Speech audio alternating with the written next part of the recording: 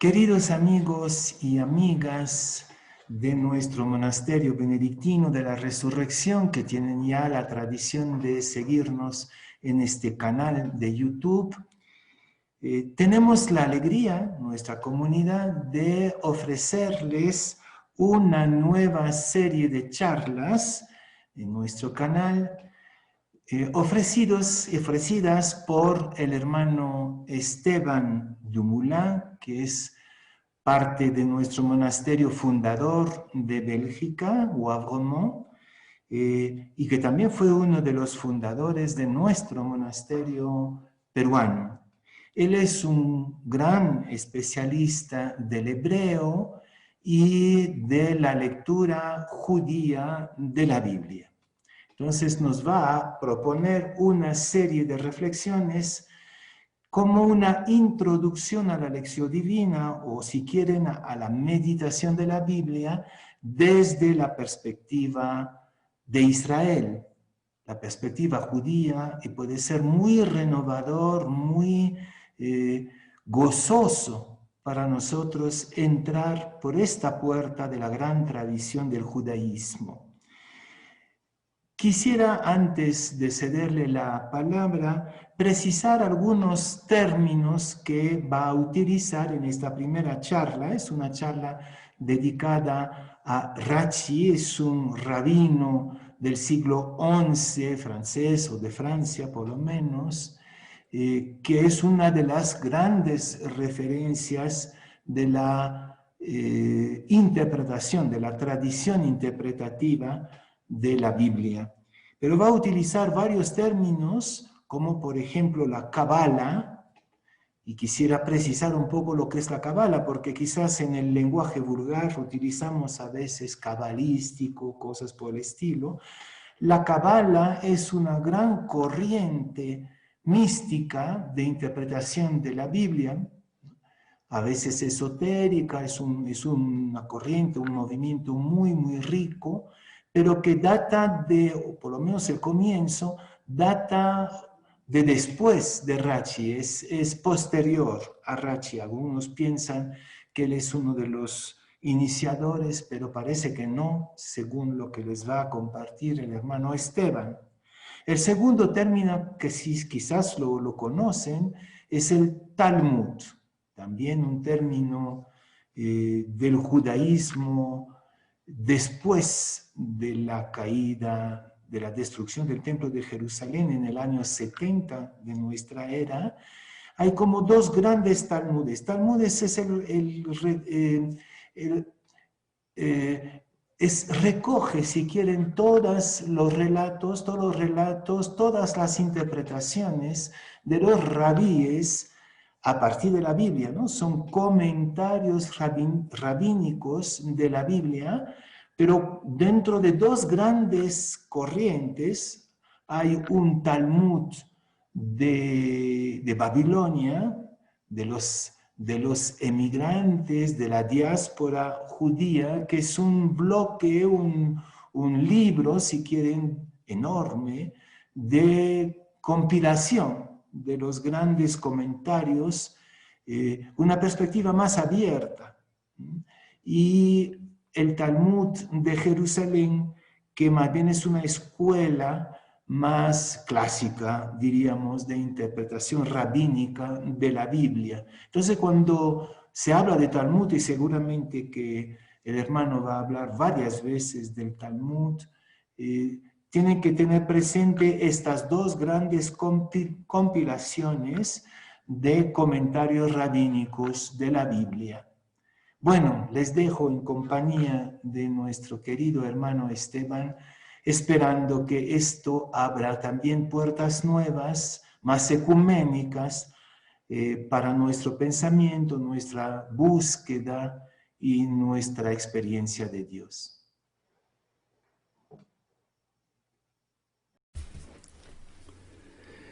Queridos amigos,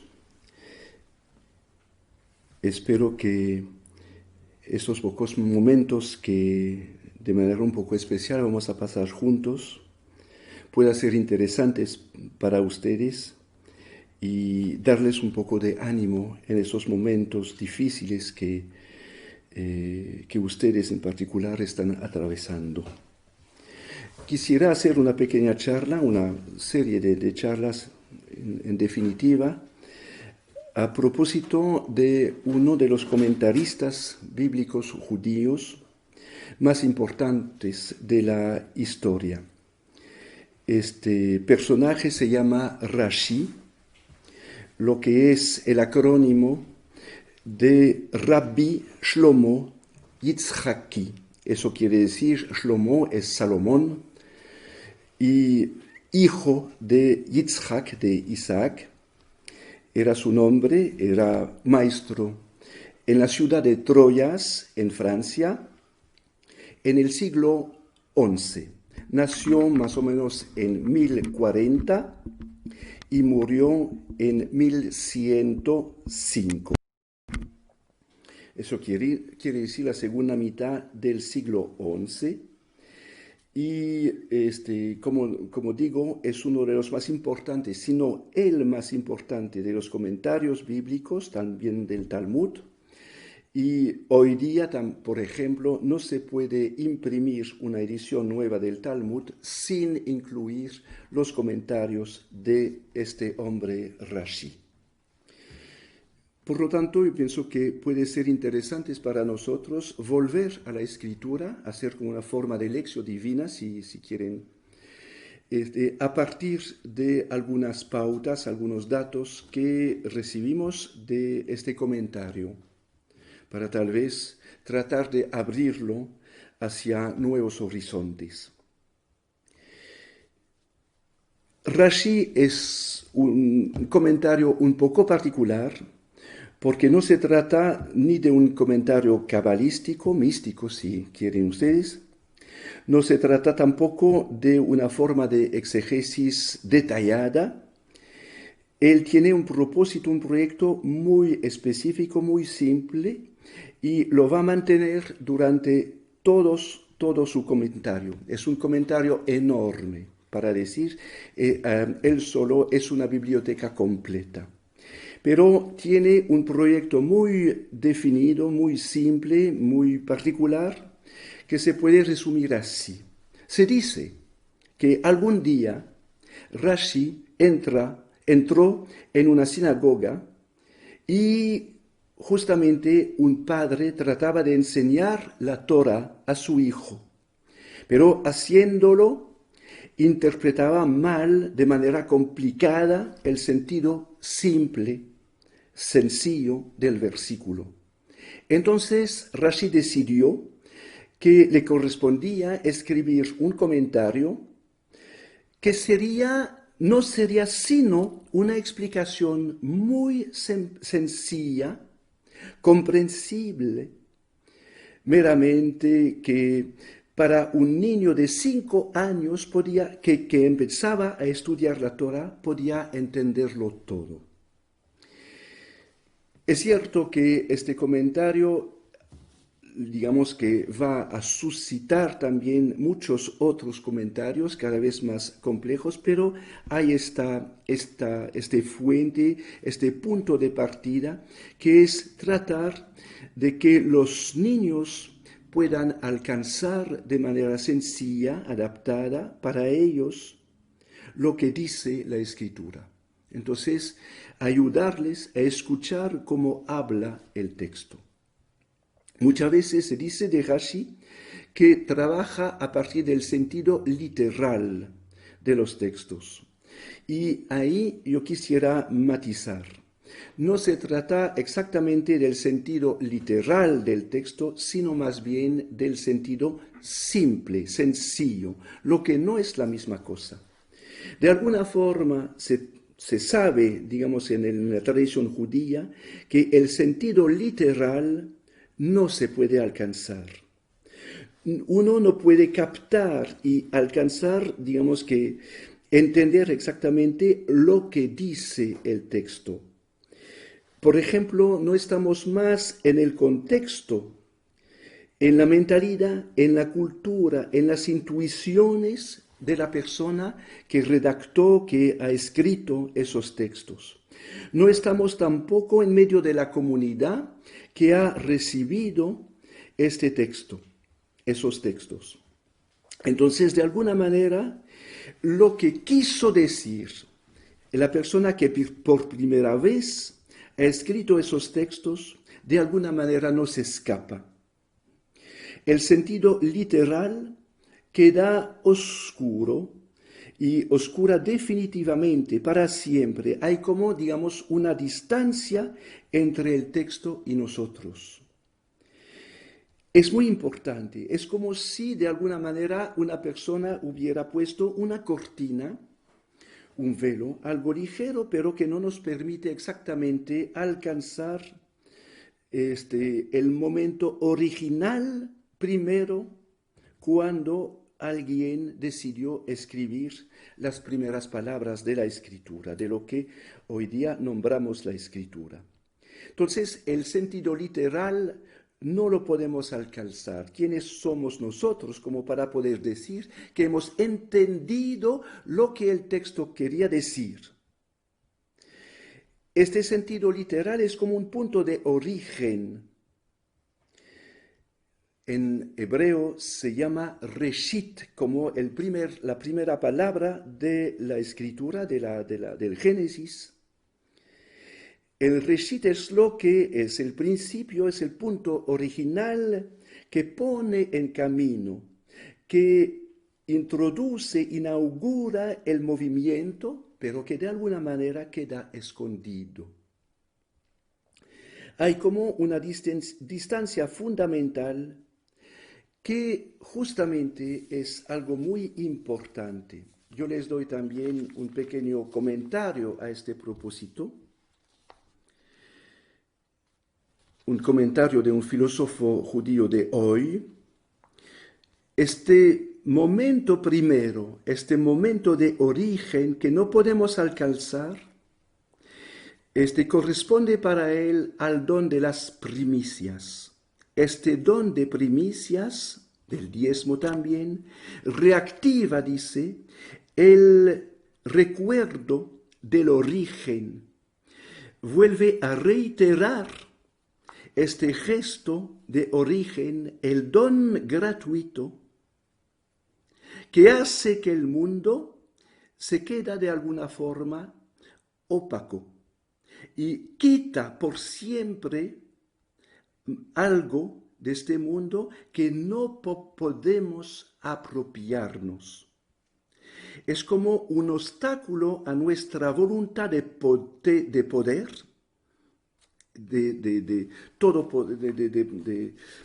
este espíritu todopoderoso que tenemos a veces, en cuya tentación vive en nosotros. Es como una sombra a nuestro deseo impaciente de transparencia, como si podemos saber lo que dice el texto. Somos los propietarios del sentido. Más bien, el sentido simple y no literal mantiene esta distancia fundamental que permite a nuestra humanidad volverse humana y no todopoderosa. Gracias a eso podemos podemos ampliar un proceso de crecimiento y de redención y de paz. Es todo el sentido del trabajo de interpretación del cual nunca salimos. Entonces, la verdad del texto no es lo que el objeto, si ustedes quieren, lo que dice. No es su significado, como si yo podría apoderarme, poseer el sentido del texto. A finales de cuentas, si pensamos que eso es la verdad del texto, para un judío eso más bien transforma el texto en un objeto muerte. La verdad del texto está ubicada en la vida que puede producir, en las potencialidades que engendra en el sentido que abre, su capacidad de crear sentido de generación en generación, de revelar algo en nosotros a lo largo de los tiempos. El sentido simple es eso, es el respeto del texto tal como se presenta ante nuestros ojos y no lo que significa. Lo que significa nos escapa siempre, pero el texto viene a nosotros como está, como ha sido escrito. Yo no quito nada del texto diciendo que el redactor hubiera podido escribir estas cosas de otra forma. Haciendo eso ya impongo yo al texto lo que yo quiero que el texto diga. Entonces, el sentido simple es dejar al texto una posibilidad de continuar a hablarnos, a entrar en diálogo con nosotros. Yo acepto su alteridad. Yo acepto que el texto, digamos, es diferente de lo que soy yo. Yo confío, tengo confianza en este texto que me va a conducir, a llevar en un sitio que tal vez yo todavía no conozco, en algo inesperado, en algo imprevisto.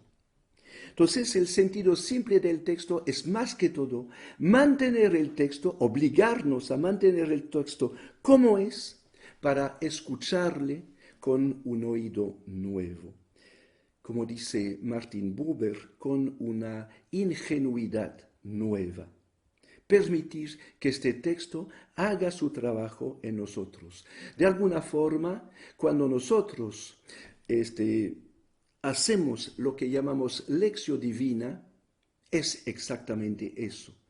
Recibimos la palabra de un otro que viene de alguna manera a conducirnos, a llevarnos, a guiarnos hacia un lugar que no hemos previsto. Entonces, eso es un punto importante. Digamos que Rashi trabajara siempre para llegar, según su punto de vista, por supuesto, para llegar a este sentido sencillo, simple del texto. Pero para también decirlo cómo este texto le habla a él de manera sencilla, tiene también él un punto de partida. Es decir, que tiene su idea y tiene también una tradición en medio de la cual se ubica. Todo eso hace que se siente que tiene, digamos, como fuente de su interpretación, de alguna manera, una experiencia del Dios de la Biblia. Y yo quisiera, en esta segunda parte, analizar un poco más de cerca esta llave de interpretación de Rashi, es decir, su experiencia del Dios de la alianza. De alguna manera, Rashi no es un cabalista. En esta época sería un poco temprano para hablar de eso, porque los escritos principales fundamentales de la Kabbalah se escribirán más bien 150 años después de su muerte. Entonces, no corresponde Rashi hoy día, digamos, a la idea que podemos tener de lo que es un cabalista. Si bien es cierto, a pesar de que se ha utilizado sus comentarios también para desarrollar una lectura cabalística de la Escritura y del Talmud también. Pero él no desarrolla las cosas de esta manera. Sin embargo, es claro y evidente que en su corazón hay una intuición fundamental del misterio del Dios trascendente. Como diría el filósofo Bergson, una intuición creadora. Es decir, si queremos una mística, que yo pienso es la fuente, el punto de partida, el zócalo de su comentario, incluso de su comentario más gramático, más técnico. Desde este punto de vista, él se queda fiel a la tradición rabínica que ha recibido, que es una tradición optimista, generosa, radicalmente positiva, totalmente lógica y coherente con la intuición de un Dios de la vida, que trae la vida, que es una fuente de vida. Lo que en hebreo se llama kadosh, es decir, separado, otro, diferente, pero más que todo separado radicalmente de todo lo que se compagina de una otra forma con la muerte. Este kadosh es radicalmente no mezclado a lo que trae muerte. Entonces, el Dios de Rashi, como el de nosotros de alguna forma, es un Dios que es radicalmente portador de vida y solamente de vida. Entonces es un pensamiento totalmente positivo en este sentido, pero también agrega y descubre en el texto y en el hebreo bíblico algo que es un pensamiento del progreso, del proceso. Lo ve todo en forma de proceso. Eso es más importante de lo que podemos decir. Digamos, primeramente, que no se trata de un pensamiento dual, es decir, en dos partes, de un lado sí, de un lado no, de un lado lo permitido, de un lado lo prohibido. Parece raro, hablando, por ejemplo, de un maestro judío que conoce muy bien lo que llamamos la ley, pero también eso, podríamos desarrollarlo en otros momentos, es totalmente coherente con este tipo de pensamiento. Primeramente, siempre tienen este pensamiento claro, digamos, este recuerdo claro de un Dios que es un Dios siempre de curación y no un Dios de represión. Entonces, afirma un proceso,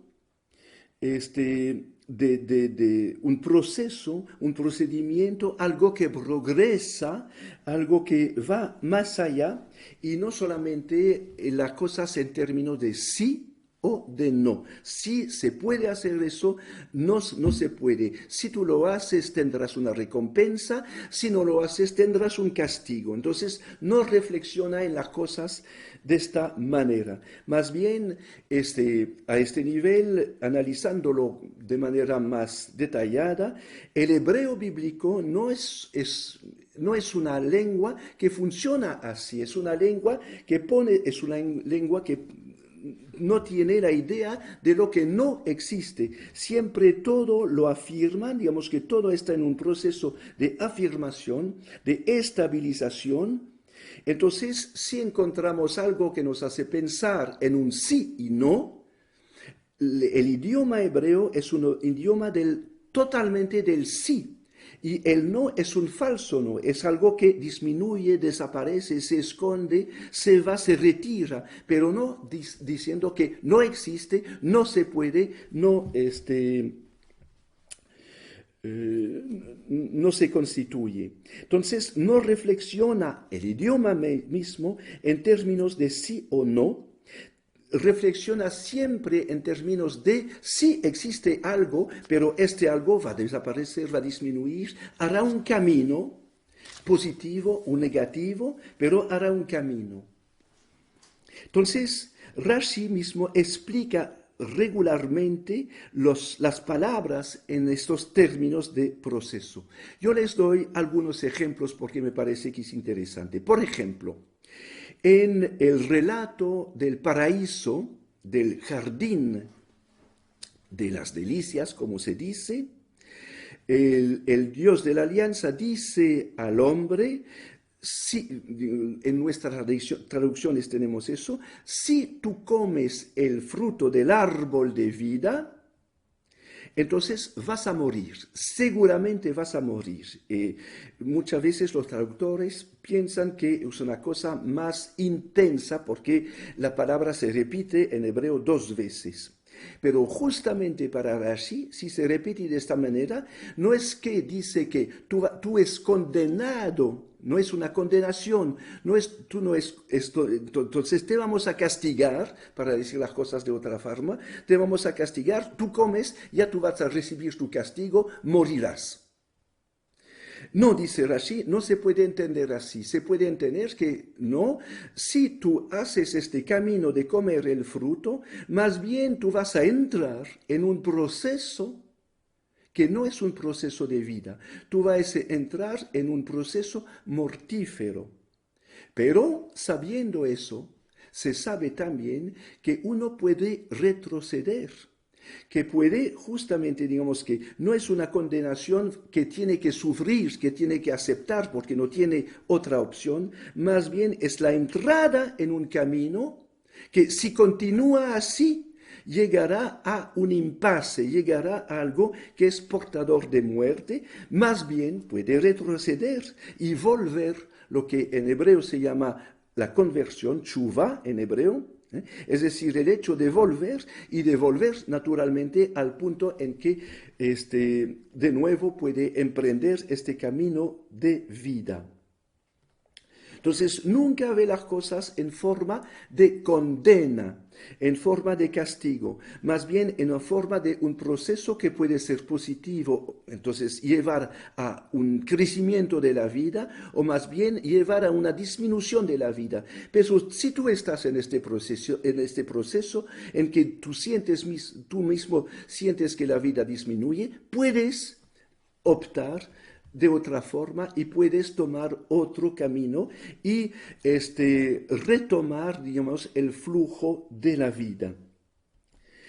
También, en general, la forma infinitiva de los verbos, como dormir, entrar, todo eso, Rashi lo asimila a una situación que continúa en el momento en que la persona lee, que sigue desarrollando sus efectos en el momento en que el lector toma contacto con el texto. Entonces, no se trata de la descripción de algo de los tiempos remotos, de los tiempos del pasado, se trata de algo que más bien se mantiene perpetuamente, ¿no?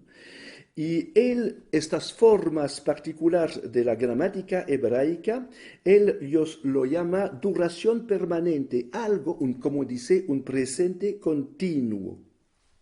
Algo que continúa, que se perfila sin detenerse. Entonces, de nuevo, hace entrar las cosas no de una manera de una información sobre lo que pasó, pero más bien un proceso en el que podemos encontrar y que nos habla hoy día todavía. Una duración permanente. Entonces, estos significados, el sentido de estas palabras, digamos que de alguna manera van a hablarnos hoy mismo también, como para decir, el texto no dejó de hablar. Cuando se termina la información, nos cuenta una cosa del pasado, ¿qué podemos hacer con eso? No podemos hacer nada, ¿no? Más bien es algo que sigue hablando hoy, que sigue actuando hoy. De tal manera que decir que estos textos bíblicos son textos vivos, son textos de vida, que todavía viven hoy si sabemos escucharles como se debe. Entonces, siempre también va a optar en la traducción, van a optar a veces por traducción que no vamos a encontrar en el diccionario. Y es interesante también porque de nuevo opta en su traducción por el mantenimiento de este espíritu de proceso. Yo les doy un ejemplo. En el Salmo 76 o 75, depende de nuestra traducción, en el versículo 13, se habla de cortar. Cómo se corta la viña, cómo se corta, digamos, la uva en la planta.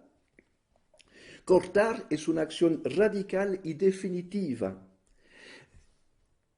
Rashi más bien traduce de otra forma, toma la libertad de traducir de otra forma y no dice corta, dice reduce. Hace más pequeño, hace menos abundante, disminuye, lo que de nuevo es un verbo que habla de un proceso. Entonces, no es que recompensa con una fecundidad más amplia, deja crecer, deja que las uvas se crezcan y se hagan más gordas en la planta, más bien dice en este caso, o de la otra manera, si no estamos contentos, cortamos. No cortamos, dice, más bien reduce, disminuye.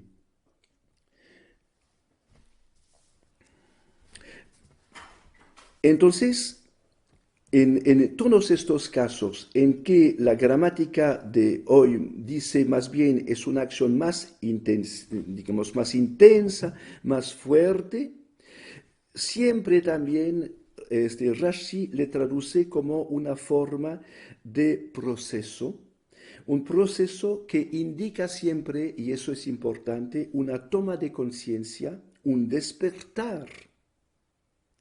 Y siempre con la posibilidad de regresar, de reparar, de restaurar.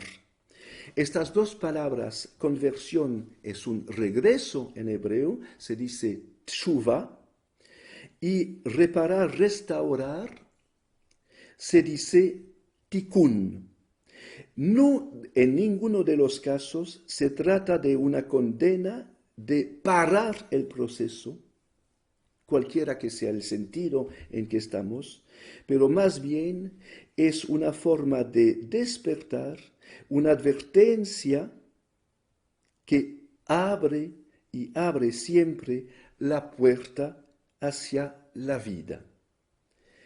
Terminamos este primer video y yo terminaré esta manera de acercarnos a Rashi en la próxima.